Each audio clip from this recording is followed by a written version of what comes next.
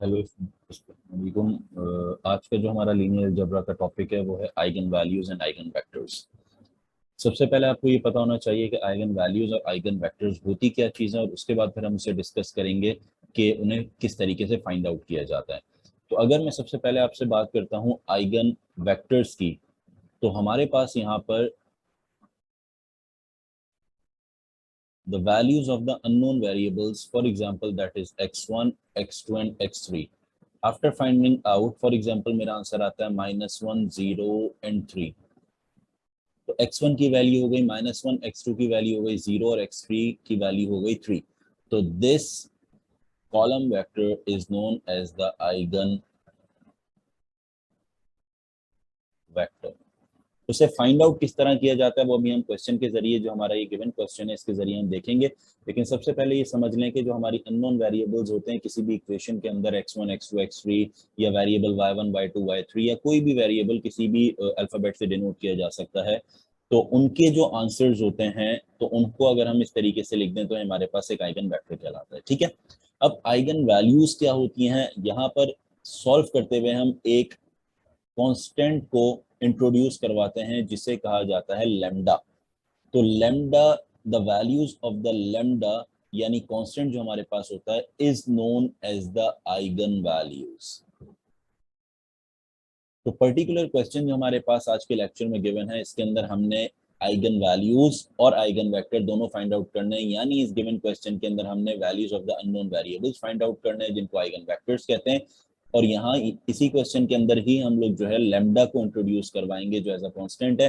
फिर हमने उसकी वैल्यूज को भी फाइंड आउट करना है जिन्हें आइगन वैल्यूज कहा जाता है। ठीक है, so moving on to the question, first of all we need to find out the eigen values. तो आइगन वैल्यूज फाइंड आउट करने के लिए जो सबसे पहला हमारे पास फॉर्मूला है वो फॉर्मूला होता है डिटर्मिनेंट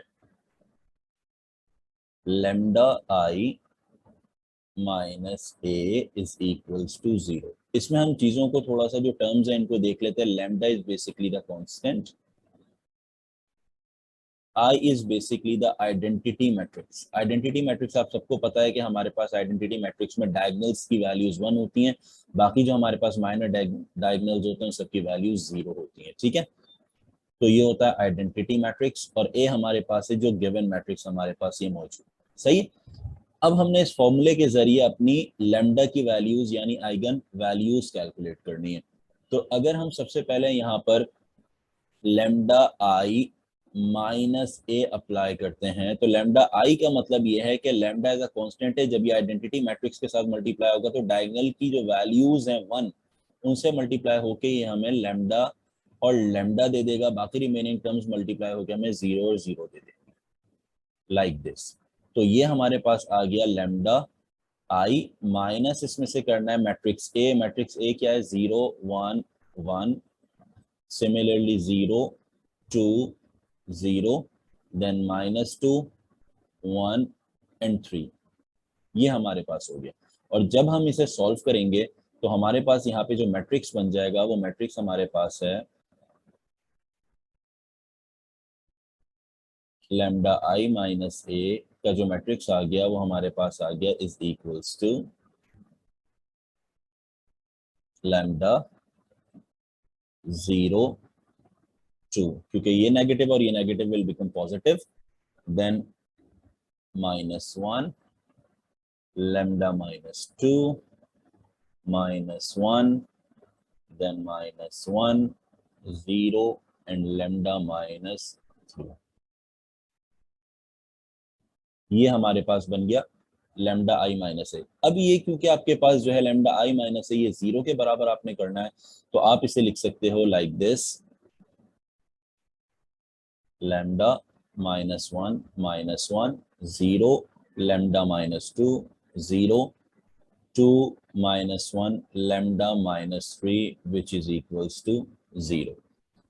अब क्वेश्चन ये है कि हमने इसे फर्दर इसका डिटर्मिनेंट फाइंड आउट करना है as per the given formula. जब हम इसका डिटर्मिनेंट फाइंड आउट करेंगे तो हमें एक चीज ये दिख रही है, क्योंकि डायगोनल्स में तीनों लैम्डा है तो हमारी इक्वेशन बनेगी लैम्डा क्यूब की फॉर्म में। अब मैं आज जो है आपको एक नई टेक्निक सिखाने जा रहा हूं जिसमें आप विदाउट फाइंडिंग द डिटर्मिनेंट आप पूरी इक्वेशन बना सकते हो। ठीक है, तो वो अपने पास लाजमी आप लोग नोट डाउन कर लेना सब। वो टेक्निक ये है कि सबसे पहले, क्योंकि आपको ये पता है क्यूबिक इक्वेशन है, तो इसका एक जनरल पैटर्न होता है जिसे लिखा जाता है लैम्डा क्यूब। इसका कोफिशिएंट हमेशा 1 रहेगा, ठीक है। माइनस, यहां मैं ब्रैकेट छोड़ रहा हूं, ब्रैकेट में क्या चीज आएगी वो भी मैं एक्सप्लेन करता हूं आपको। देन आ जाएगा लैम्डा स्क्वायर, उसके बाद आएगा प्लस, देन अगेन मैं यहाँ पे जो है ब्रैकेट बना रहा हूं, देन आ जाएगा यहाँ पे लैम्डा, और उसके बाद हमारे पास यहाँ पे आएगा minus determinant of A which is equals to 0. This is the general formula अगर मेरे पास मैट्रिक्स के अंदर क्यूबिक इक्वेशन यहाँ पे बन रही होगी, ठीक है। अब जो हमारे पास यहाँ पे वैल्यूज आ रही हैं, यानी जो ब्रैकेट हमने ड्रॉप किए हैं, इनमें क्या आएगा, यहाँ पे आपने लिखना है सम ऑफ डायगोनल्स, यानी जो आपका मैट्रिक्स ए है इसके अंदर जो डायगोनल्स का सम है वो आप यहाँ पे लिखेंगे, ठीक है। सिमिलरली लैम्डा की जगह पे क्या आ जाएगा यहाँ पे, सम ऑफ माइनर डायगोनल्स। जब आप यहाँ पे ये वैल्यूज लिखेंगे और उसका फिर ए का यहाँ पे डिटर्मिनेंट लिख देंगे तो आपकी डायरेक्ट क्यूबिक इक्वेशन यहाँ पे आसानी के साथ बन जाएगी, ठीक है। तो आगे क्वेश्चन को लेके चलते हैं। वैल्यू सबसे पहले कुछ कैलकुलेट कर लेते हैं।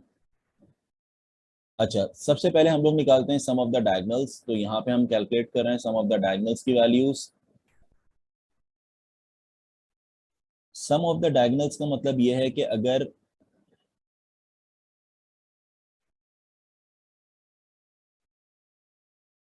मैं डायगोनल्स की यहाँ पे बात करता हूँ, ये जो हमारे पास, ये पूरे हमारे पास क्या चीज है, डायगोनल्स हैं, ठीक है। तो अगर इनका सम करते हैं तो 3 + 2 विल गिव मी 5। उसके बाद नेक्स्ट हमारे पास है sum of the minor diagonals. Sum of the minor diagonals का मतलब क्या है,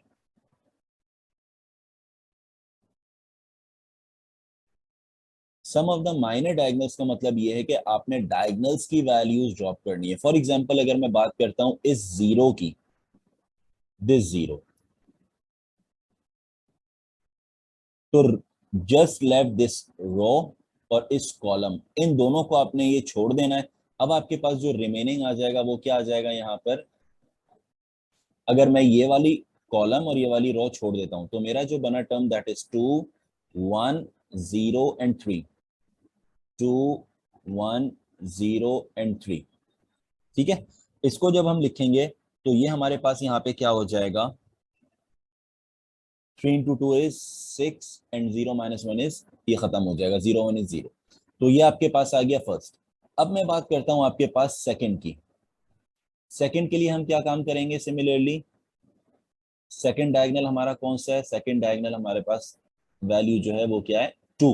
तो 2 अगर है तो ये वाला पूरी रो और ये जो आपके पास पूरा कॉलम है ये आप ड्रॉप करोगे तो आपके पास जो टर्म्स बन जाएंगी वो क्या बन जाएंगी, यहाँ पर 0 -2 1 एंड 3, 0 -2 1 एंड 3। जब आप इसका डिटर्मिनेंट यानी AD - BC पे अप्लाई करोगे तो आपका आंसर आ जाएगा यहाँ पे 2। क्लियर। सिमिलरली अगर हम तीसरा फाइंड आउट करते हैं जो डायगोनल एलिमेंट है, वो डायगोनल हमारे पास यहाँ पे क्या है, 3। तो ये हमारे पास ये 3 मौजूद है। तो यहाँ पे हम पूरा ये पूरा कॉलम ड्रॉप करेंगे और ये पूरी रो हम यहाँ पे ड्रॉप करेंगे। तो हमारे पास टर्म क्या आ गई, 0 0 1 और 2। जब आप इसको सॉल्व करोगे, डिटर्मिनेंट इसका फाइंड आउट करोगे 0 0 1 और 2 का, तो आपका जो आंसर आ जाएगा वो आ जाएगा 0। यानी हम लगा लेते हैं इस तरीके से 0 0 1 एंड 2, तो इसका आंसर आ जाएगा 0। अब क्या करना है हमने, ये जो 3 वैल्यूज हैं ये कहलाती हैं माइनर डायगोनल्स, ठीक है। माइनर डायगोनल्स अब हम निकाल रहे हैं। तो माइनर डायगोनल्स हमने कैलकुलेट कर लिया, अब हम इनकी एडिशन करेंगे। 6 + 2 will give me the value 8। तो सम ऑफ द माइनर डायगोनल्स जो निकल के आया वो क्या निकल के आ गया, 8 निकल के हमारे पास आया। सही है। तो अब हम क्या करने लगे हैं, यहाँ पे वैल्यूज की सब्सटीट्यूशन। तो वैल्यूज अगर सब्सटीट्यूट करते हैं तो हमारे पास हो जाएगा lambda cube minus sum of the diagonals का आंसर आया है 5, lambda square plus sum of the minor diagonals का आंसर आया 8 लैम्डा माइनस, अब जो है हमारे पास क्या है, डिटर्मिनेंट ऑफ ए। जब आप ए का डिटर्मिनेंट फाइंड आउट करोगे तो आपका जो आंसर आएगा वो आएगा +4। तो वो जो +4 है और ये जो नेगेटिव है, plus minus will be negative, तो आंसर आ जाएगा -4। यहां हम लिख लेते हैं कि आपके पास मॉड्यूलस ऑफ ए का जो आंसर आएगा वो आपके पास आएगा 4 जब आप कैलकुलेट करोगे। तो जब आप यहाँ पे इसकी वैल्यू सब्स्टिट्यूट करोगे तो आपका आंसर आ जाएगा -4। So the final equation is lambda cube minus lambda square plus 8 lambda -4 is equals to 0। अब ये जो है ये आपकी पूरी क्यूबिक इक्वेशन यहाँ पर फॉर्म हो गई है। अब क्यूबिक इक्वेशन फॉर्म करने के बाद जो काम है, आपने जो है अपनी आइगन वैल्यूज फाइंड आउट करनी है। वो किस तरीके से करते हैं वो देख लेते हैं अभी। So moving on to find out the eigen values, तो हमने जो है कैलकुलेटर में जब हम ये क्यूबिक इक्वेशन लिखेंगे तो हमारे पास आइगन वैल्यूज के डायरेक्ट आंसर्स निकल के आ जाएंगे। तो 3 हमारे पास आंसर्स निकल के आए हैं, that is lambda is equals to 1 then 2 and then 2। सही है, क्योंकि क्यूबिक इक्वेशन है 3 आंसर्स आएंगे, एक आया है 1, दूसरा है 2 and other one is also 2। ठीक है, तो सबसे पहले हमने जो अब काम करना है वो क्या काम करना है, जो हमारे पास ये मैट्रिक्स बना था लैम्डा आई माइनस ए का, इसके अंदर हम 1 बाय 1 अपनी वैल्यूज को सब्स्टिट्यूट करेंगे। तो सबसे पहले जो काम करते हैं वो क्या है कि हम अपनी लैम्डा इज इक्वल्स टू 1, ये वाली जो हमारे पास वैल्यू है इसको उठा के सब्स्टिट्यूट करते हैं किसमें, इस मैट्रिक्स में। जब इस मैट्रिक्स में सब्स्टिट्यूट करेंगे तो हमारे पास जो मैट्रिक्स बन जाएगा वो मैट्रिक्स क्या हो जाएगा, यहाँ पे 1 -1 -1 0 -1 0 2 -1 एंड -2। अब ये जो हमारे पास है ये डिटर्मिनेंट कौन सा, ये जो हमारे पास है मैट्रिक्स कौन सा बन गया है, ये लैम्डा आई माइनस ए का मैट्रिक्स है हमारे पास, जिसमें हमने लैम्डा की वैल्यू सब्स्टिट्यूट करनी है। क्योंकि हम अब जो काम कर रहे हैं वो आइगन वेक्टर्स फाइंड आउट करने के लिए कर रहे हैं, तो यहाँ पे जो हमारे पास ऑब्वियसली वैल्यूज होंगी वो अननोन वेरिएबल्स की होंगी। तो x1 x2 x3 वो इससे मल्टीप्लाई होगा, और एट द एंड क्योंकि हमने ये देखा था ये इक्वेशन 0 के बराबर है, मेक इट श्योर कि this is not the constant, it is the null matrix.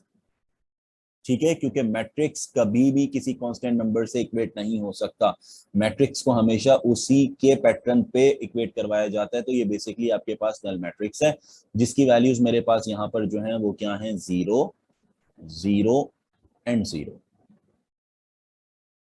ठीक है, फर्दर ऑन अब जो हमने काम करना है x1 x2 x3 find out करने के लिए, दो टेक्निक्स हम इस पर्टिकुलर क्वेश्चन में, इस लेक्चर में सीखेंगे कि किस तरीके से लगाई जाती है। वरना बहुत सारी टेक्निक्स हैं, you can find out the values of x1 x2 x3 either by solving the applying the Gaussian elimination method और by Jordan method, उससे भी सॉल्व हो सकता है, या आप अपनी इक्वेशंस को इक्वेट करवा के भी सॉल्व करवा सकते हो, इधर बाय सब्स्टिट्यूशन और कंपैरिजन और एलिमिनेशन मेथड, वो आपके ऊपर है। सिमिलरली आपके पास जो है क्रैमर्स रूल इसके ऊपर अप्लाई किया जाता है। तो आज के जो लेक्चर में है हम दो मेथड्स को देखेंगे कि क्रैमर्स रूल किस तरीके से इस मैट्रिक्स के ऊपर अप्लाई किया जाएगा और इक्वेशन के जरिए हम आंसर्स किस तरीके से निकालेंगे। मेक इट श्योर जो भी मेथड अप्लाई किया जाए, या 2 मेथड या 3 मेथड जो भी आप अप्लाई करो, आपके आंसर्स हमेशा सेम आने चाहिए। सही है, तो सबसे पहले जो हम अप्लाई कर रहे हैं वो हमारे पास है इक्वेशन सॉल्विंग मेथड। और इक्वेशन सॉल्विंग मेथड को हम किस तरीके से सॉल्व करेंगे,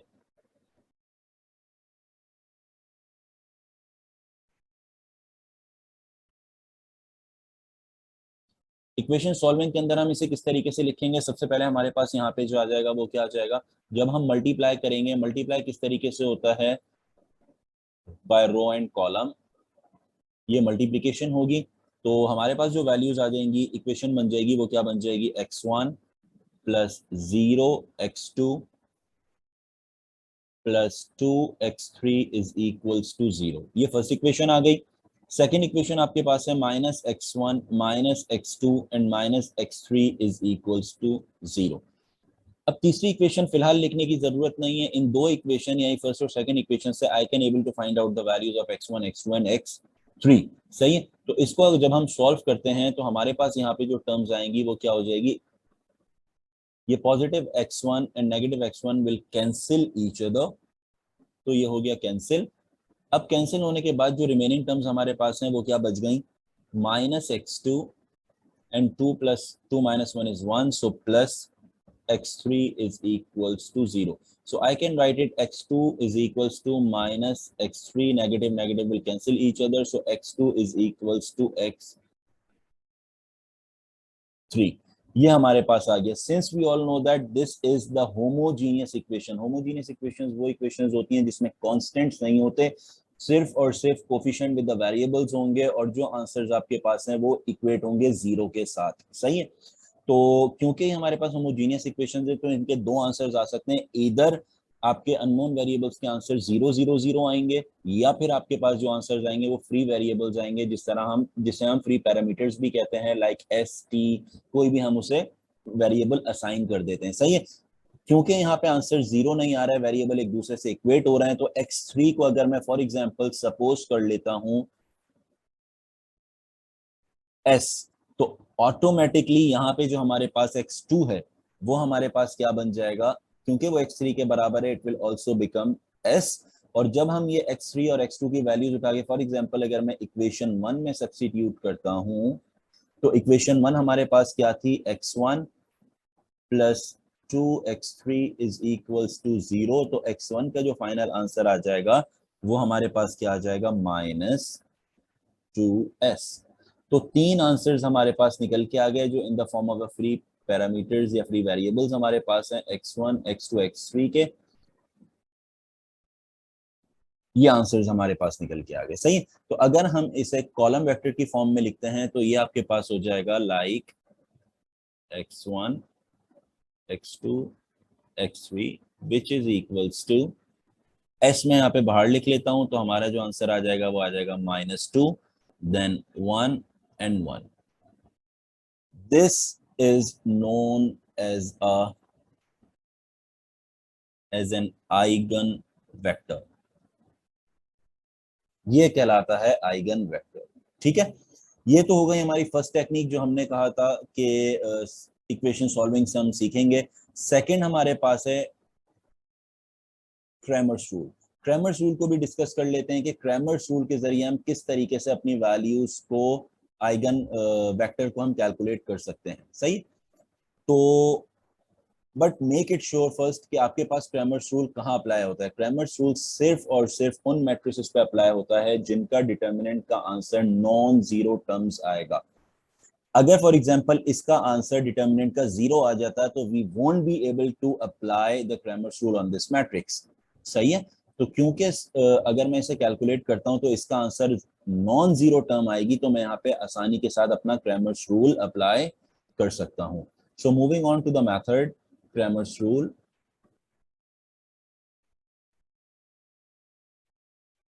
क्रैमर्स रूल किस तरीके से फाइंड आउट किया जाता है, एक्स की वैल्यूज किस तरीके से फाइंड आउट करेंगे by using the Cramer's rule.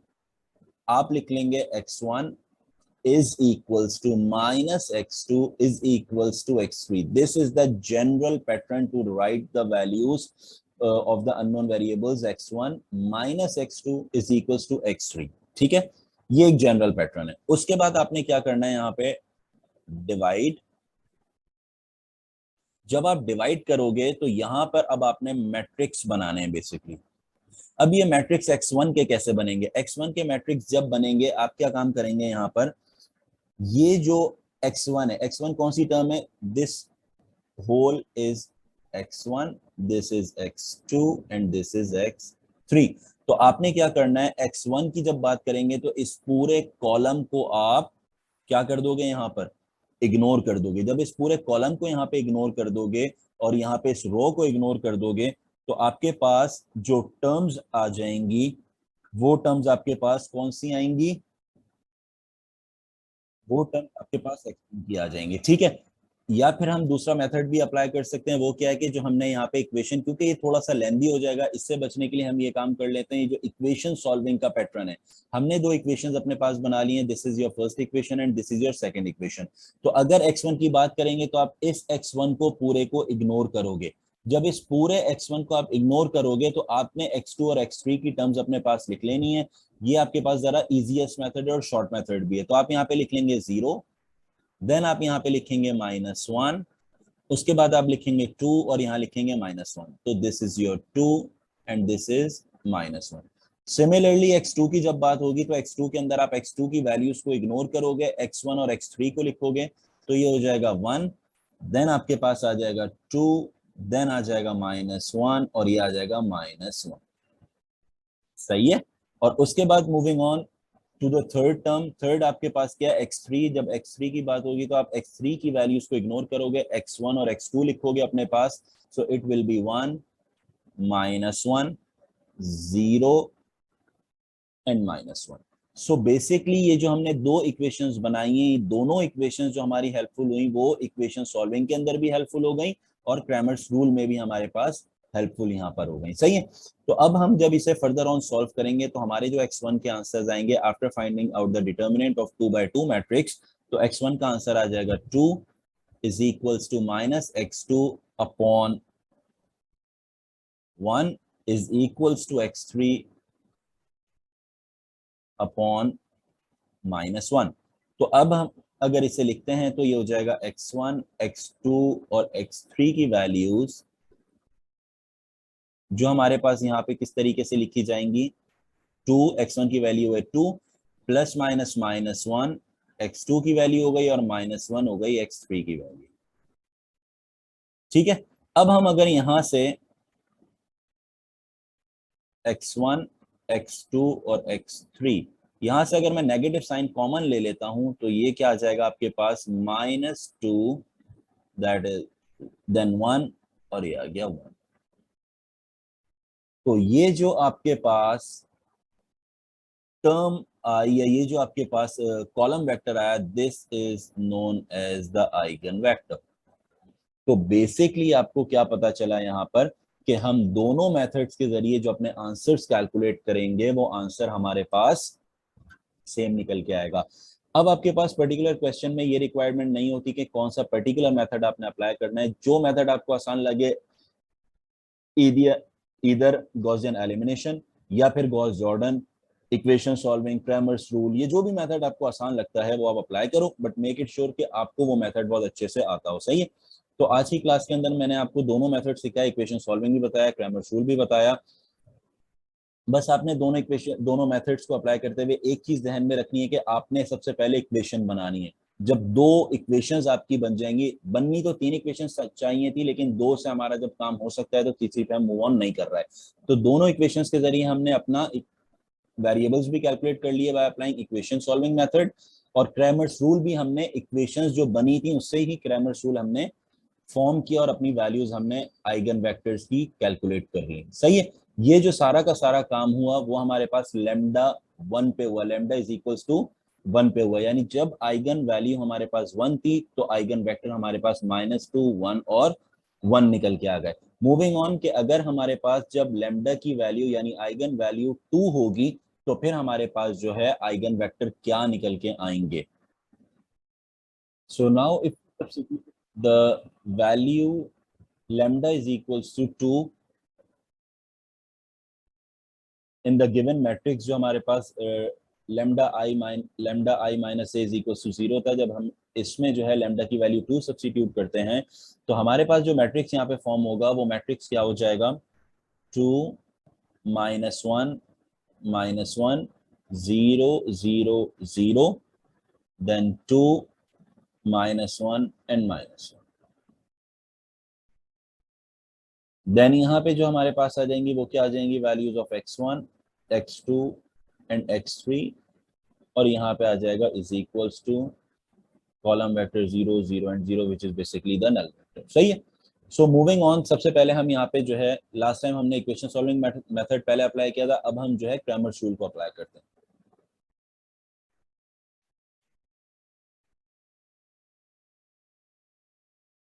अच्छा, जब हम यहाँ पे क्रैमर्स रूल को अप्लाई करेंगे तो क्रैमर्स रूल के लिए हमें सबसे पहले ये पता होना चाहिए कि इसका डिटर्मिनेंट जो हमारे पास है, ये जो मैट्रिक्स आया है दिस मैट्रिक्स, इसका डिटर्मिनेंट 0 ना हो, यानी नॉन जीरो टर्म होनी चाहिए।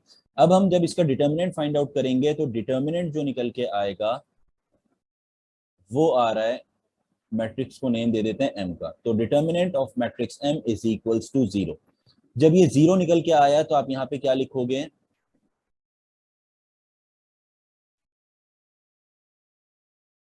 Not possible because of the determinant m is equals to 0। यानी यहाँ पे क्रैमर्स रूल अप्लाई करना नॉट पॉसिबल है, क्योंकि यहाँ पे डिटर्मिनेंट ऑफ m जो है वो 0 निकल के आ रहा है। सही है। तो अब हम जो है दूसरे मेथड की तरफ मूव ऑन करेंगे। वो दूसरा मेथड हमारे पास क्या था, इक्वेशन सॉल्विंग का मेथड था। तो इक्वेशन सॉल्विंग के अंदर हमने क्या करना था, सबसे पहला जो काम करना था वो क्या था कि हमने अपनी इक्वेशंस बनानी थी। इक्वेशन क्या आ जाएगी आपके पास, 2x1 plus 0x2 plus 2x3 is equals to 0। Then second equation आ जाएगी -x1 plus 0x2 minus x3 is equals to 0। जब आप इसे सॉल्व करोगे तो आपके पास जो आएगी वो आ जाएगी x1 plus x3 is equals to 0। Then x1 is equals to minus x3। अब क्योंकि आपके पास यहाँ पे x3 x1 के बराबर, x1 माइनस x3 के बराबर है, तो आप यहाँ पे फ्री वेरिएबल को इंट्रोड्यूस करवाओगे। तो x3 को अगर मैं फॉर एग्जांपल s ले लेता हूं तो x1 का जो आंसर आ गया वो माइनस s आ गया। अब यहाँ पे मेजॉरिटी स्टूडेंट्स एक ब्लंडर करते हैं। वो ब्लंडर ये होता है कि यहाँ पे वो कह देते हैं कि x2 क्योंकि कुछ नहीं है तो यहाँ पे x2 की वैल्यू 0 है। This is wrong. x2 की वैल्यू इसलिए 0 नहीं हो सकती क्योंकि x2 यहाँ पे जो आपके पास गिवन इक्वेशंस हैं वो होमोजीनियस इक्वेशंस हैं, और होमोजीनियस इक्वेशंस के अंदर आंसर सिर्फ दो आते हैं, या तो 0 या फ्री वेरिएबल। अगर एक आंसर किसी भी आपके पास अननोन वेरिएबल का 0 आंसर आ गया, दैट मींस पूरी के जो आपके पास जितने अननोन वेरिएबल्स हैं लाइक x1 x2 x3 सब के आंसर 0 आने चाहिए। अदरवाइज अगर किसी एक का आंसर आपके पास फ्री वेरिएबल आ रहा है तो इसका मतलब है तीनों के आंसर्स आपके पास फ्री पैरामीटर्स या फ्री वेरिएबल्स ही निकल के आएंगे। तो क्योंकि यहाँ पे अब x2 का आंसर 0 नहीं हो सकता तो हम नया वेरिएबल इंट्रोड्यूस करते हैं, क्योंकि x2 का कुछ ना कुछ आंसर यहाँ पे लाजमी होगा। तो x2 का नया वेरिएबल हम इंट्रोड्यूस करते हैं विच इज t। तो हम ये कहेंगे कि x2 की जो वैल्यू है वो आपके पास क्या है यहाँ पर, t के बराबर। सही है। तो x1 क्योंकि x3 से इंटरलिंक था तो दोनों के answer in the form of s, और x2 दोनों से यहाँ पे लिंक में नहीं है यानी सेपरेट बिल्कुल है, तो इसका आंसर आपके पास t हो जाएगा। सही है। अब जो हमने देखना है वो ये कि हमारे पास जो कॉलम वेक्टर यानी आइगन वेक्टर निकल के आ रहा है वो हमारे पास क्या निकल के आ रहा है यहाँ पर। तो आइगन वेक्टर हमारे पास जो निकल के आएगा वो आ जाएगा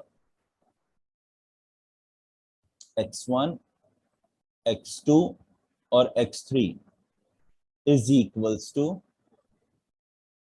s की वैल्यूज हमारे पास यहाँ पर है, x1 की है s और x2 की है t और x3 की है माइनस, सॉरी x1 की है आपके पास व्हाट, माइनस s, x3 की आपके पास है s। ये आपके पास आ गई वैल्यूज। तो अब हम अगर इन्हें स्प्लिट करते हैं x1 x2 और x3 को, s अगर मैं यहां से कॉमन लेता हूं तो हमारे पास यहाँ पे क्या आ जाएगा, -1। t यहाँ पे मौजूद नहीं है तो हो जाएगा 0 और s की वैल्यू हो जाएगी यहाँ पे 1।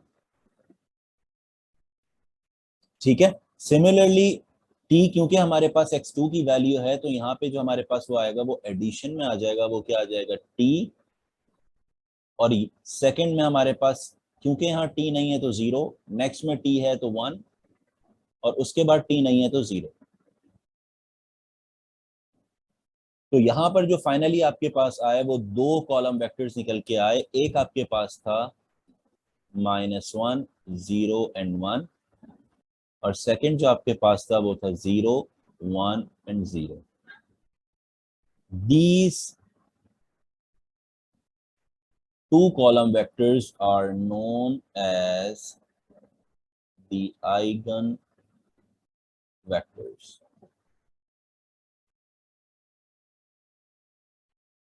तो फाइनली इस क्वेश्चन के अंदर आपने आइगन वैल्यूज और आइगन वेक्टर्स निकालना सीखे। दो मेथड्स हमने यहाँ पे पढ़े, एक थे क्रैमर्स रूल और एक थे सॉल्विंग इक्वेशन मेथड। सही है। हमने देखा कि लैम्डा 1 की वैल्यू जब हमने सब्स्टिट्यूट की तो हमारी एक यहाँ पे जो है आइगन वेक्टर निकल के आया, यानी कॉलम वेक्टर एक निकल के आया। सिमिलरली जब हमने लैम्डा 2 की वैल्यू सब्स्टिट्यूट की ऑन द सेम पैटर्न तो हमारे पास यहाँ पे दो आइगन वेक्टर्स यहाँ पे निकल के हमारे पास आ गए, एक in the form of S और दूसरा हमारे पास in the form of T. तो हमने मैट्रिक्स ए की आइगन वैल्यूज और आइगन वेक्टर्स दोनों की यहाँ पे कैलकुलेशन कंप्लीट कर ली। आई होप कि इस वीडियो के अंदर आपके तमाम concepts related eigen values, calculation of eigen values and eigen vectors वो आपके क्लियर हो गए होंगे, मेथड आपको अच्छे से समझ आ गया होगा। In the next class, inshallah, we will discuss the linear combination and bases, subspaces, and further on. Till then, take care. Please do subscribe the channel. Thank you for watching. Allah Hafiz.